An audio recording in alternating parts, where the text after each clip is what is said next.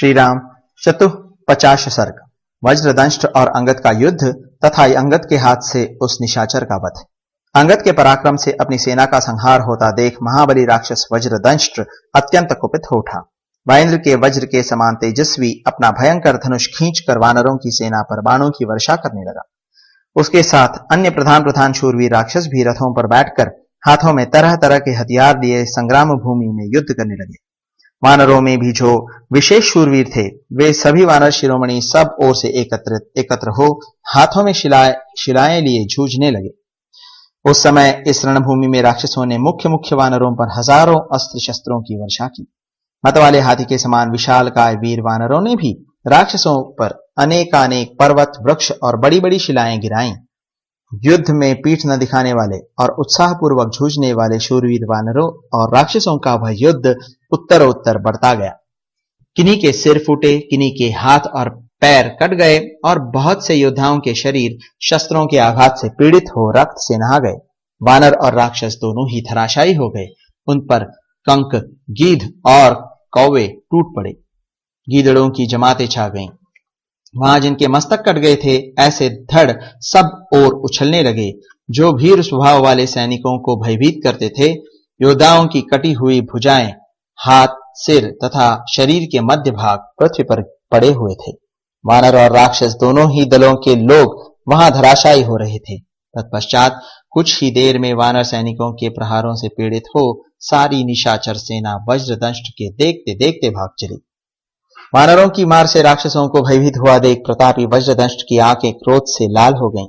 वह हाथ में धनुष ले वानर सेना को भयभीत करता हुआ उसके भीतर घुस गया और सीधे जाने वाले कंकपत्र युक्त बाणों द्वारा शत्रुओं को विदीर्ण करने लगा।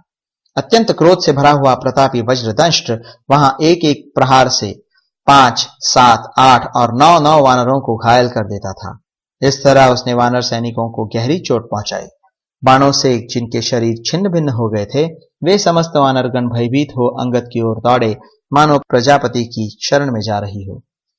उस समय वानरों को भागते देख वाली कुमार अंगद ने अपनी ओर देखते हुए वज्रदंष्ट को क्रोधपूर्वक देखा। फिर तो वज्रदंष्ट और अंगद अत्यंत कुपित हो एक दूसरे से वेगपूर्वक युद्ध करने लगे। वे दोनों रणभूमि में बाघ और मतवाले हाथी के समान विचर रहे थे। उस समय वज्रदंष्ट ने महाबली वालीपुत्र अंगद के मर्म स्थानों में अग्निशिखा के समान तेजस्वी 1,00,000 बाण मारे। इससे उनके सारे अंग लहूलुहान हो उठे। तब भयानक पराक्रमी महाबली वाली कुमार ने वज्रदंष्ट पर एक वृक्ष चलाया। उस वृक्ष को अपनी ओर आते देखकर भी वज्रदंष्ट के मन में घबराहट नहीं हुई। उसने बाण मारकर उस वृक्ष के कई टुकड़े कर दिए। इस प्रकार खंडित होकर वह वृक्ष पृथ्वी पर गिर पड़ा। वज्रदंष्ट के उस पराक्रम को देखकर वानर शिरोमणि अंगद ने एक विशाल चट्टान लेकर उसके ऊपर दे मारी और बड़े जोर से गर्जना की। उस चट्टान को आती देख वह पराक्रमी राक्षस बिना किसी घबराहट के रथ से कूद पड़ा और केवल गदा हाथ में लेकर पृथ्वी पर खड़ा हो गया। अंगद की फेंकी हुई वह चट्टान उसके रथ पर पहुंच गई और युद्ध के मुहाने पर उसने पहिए, कुबर तथा घोड़ों सहित उस रथ को तत्काल चूर चूर कर डाला। तत्पश्चात वानर वीर अंगद ने वृक्षों से अलंकृत दूसरा विशाल शिखर हाथ में लेकर उसे वज्रदंष्ट के मस्तक पर दे मारा। वज्रदंष्ट उसकी चोट से मूर्छित हो गया और रक्त वमन करने लगा। वह गदा को हृदय से लगाए 2 घड़ी तक अचेत पड़ा रहा। केवल उसकी सांस चलती रही। होश में आने पर उस निशाचर ने अत्यंत कुपित हो सामने खड़े हुए वालीपुत्र की छाती में गदा से प्रहार किया। फिर गदा त्याग कर वह वहां मुक्के से युद्ध करने लगा। वे वानर और राक्षस दोनों वीर एक दूसरे को मुक्कों से मारने लगे। दोनों ही बड़े पराक्रमी थे और परस्पर जूझते हुए मंगल एवं बुध के समान जान पड़ते थे। आपस के प्रहारों से पीड़ित हो दोनों ही थक गए और मुंह से रक्त वमन करने लगे। तत्पश्चात परम तेजस्वी वानर शिरोमणि अंगद एक वृक्ष उखाड़ कर खड़े हो गए। वे वहां उस वृक्ष संबंधी फल फूलों के कारण स्वयं भी फल और फूलों से युक्त दिखाई देते थे। उधर वज्रदंष्ट ने ऋषभ के चर्म की बनी हुई ढाल और सुंदर एवं विशाल तलवार ले ली। वह तलवार छोटी छोटी घंटियों के चाल से आच्छादित तथा चमड़े की म्यान से सुशोभित थी। उस समय परस्पर विजय की इच्छा रखने वाले वे वानर और राक्षस वीर सुंदर एवं विचित्र पैंतरे बदलने तथा गरजते हुए एक दूसरे पर चोट करने लगे। दोनों के घावों से रक्त की धारा बहने लगी, जिससे वे खिले हुए पलाश वृक्षों के समान शोभा पाने लगे। लड़ते लड़ते थक जाने के कारण दोनों ने ही पृथ्वी पर घुटने टेक दिए, किंतु पलक मारते मारते कपिश्रेष्ठ अंगद उठकर खड़े हो गए।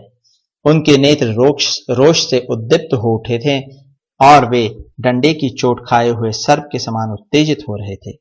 महाबली बाली कुमार ने अपनी निर्मल एवं तेज धार वाली चमकीली तलवार से वज्रदंष्ट का विशाल मस्तक काट डाला। खून से लथपथ शरीर वाले उस राक्षस का वह खड्ग से कटा हुआ सुंदर मस्तक, जिसके नेत्र उलट गए थे, धरती पर गिरकर 2 टुकड़ों में विभक्त हो गया। वज्रदंष्ट को मारा गया देख राक्षस भय से अचेत हो गए। वे वानरों की मार खाकर भय के मारे लंका में भाग गए। उनके मुख पर विषाद छा रहा था। वे बहुत दुखी थे और लज्जा के कारण उन्होंने अपना मुंह कुछ नीचे कर लिया था। वज्रधारी इंद्र के समान प्रतापी महाबली वाली कुमार अंगद उस निशाचर वज्रदंष्ट को मारकर वानर सेना में सम्मानित हो देवताओं से घिरे हुए सहस्त्र नेत्रधारी इंद्र के समान बड़े हर्ष को प्राप्त हुए। इस प्रकार श्री वाल्मीकि निर्मित आर्ष रामायण आदि काव्य के युद्ध कांड में 54वां सर्ग पूरा हुआ।